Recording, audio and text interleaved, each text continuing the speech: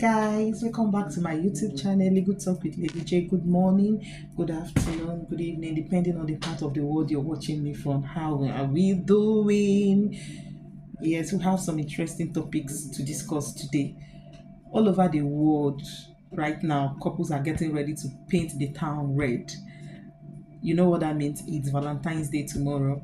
And in the spirit of the celebration, we'll be looking at some interesting topics relating to couples and marriages in Nigeria, which you probably never knew existed. Yes. And what are these interesting topics? The first one is spousal privilege. What do I mean by spousal privilege? Spousal privilege is the law that prevents spouses from testifying against each other in court. Section 187, sub 3 of the Evidence Act provides that no husband or wife can be compelled to disclose any communication made to him or her during marriage, nor shall he or she be permitted to disclose any communication unless the person who made it or that person's representative's interest consent to it. What does this law mean? So basically, it means that if a husband commits a crime and confesses to his wife during their marriage, while the marriage is still subsisting, while the marriage is still on, if he confesses to certain types of offenses or crimes, the wife cannot be compelled to give evidence in court. She cannot be forced to give evidence in court. Even if she wants to give, she cannot, unless her husband consents to it. Her husband has to give consent for her to be able to testify in court. The next one, or the second one, is no liability for conspiracy. What do I mean by this?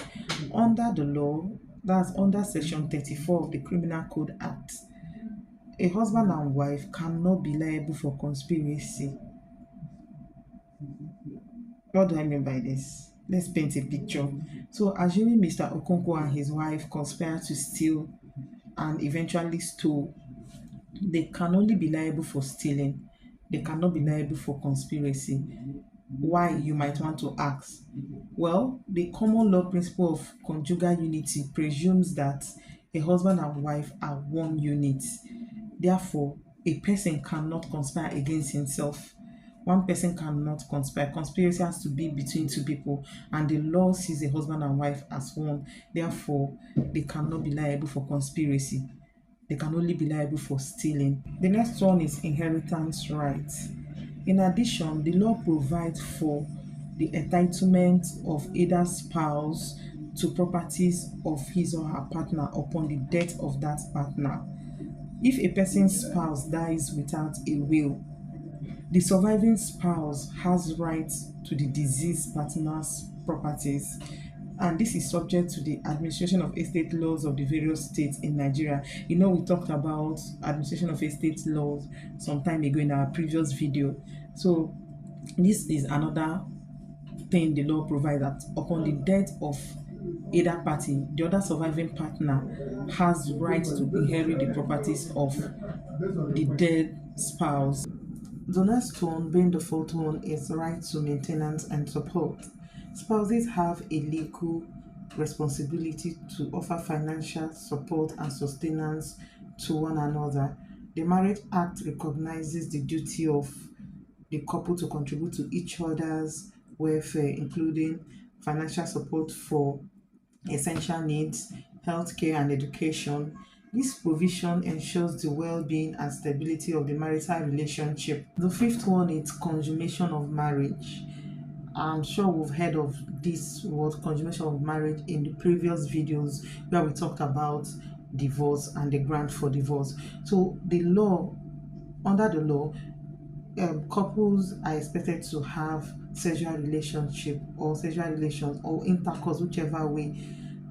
In our Nigerian language, they are expected to have sex with each other after their marriage ceremony, and this is what is referred to as consummation of marriage. Consummation of marriage is enforceable in law to the extent that it is one of the facts that needs to be proved that the marriage has broken down irretrievably for the court to dissolve the marriage or to bring the marriage to an end. Where one party denies the other sexual intercourse or the right to consummation, the other spouse whose right is being denied can sue, can go to court to enforce his right of consummation, where the court will order that the conjugal right be restored. Where it is not restored, it is a fact to be proved in divorce cases. The sixth one, being the last one, is adultery and bigamy. In northern Nigeria, adultery is a criminal offense. Sections 387 and 388 of the Penal Code stipulate a penalty of 2 years imprisonment or a fine. While on the other hand, marrying more than one wife in the southern states in Nigeria, it's known as bigamy, and bigamy is a felony which has a penalty of 7 years imprisonment. That's section 370 of the Criminal Code. Conclusion for today: there is a sociological school of thought which holds that law is a reflection of the society. This is true. More often than not, in the Nigerian context, for a country where marriage institution is esteemed, it certainly reflects in our law. I hope you've learned something new about the laws relating to couples and marriage generally in Nigeria. Do have a beautiful Valentine's Day celebration. Thank you. See you in my next video. Bye.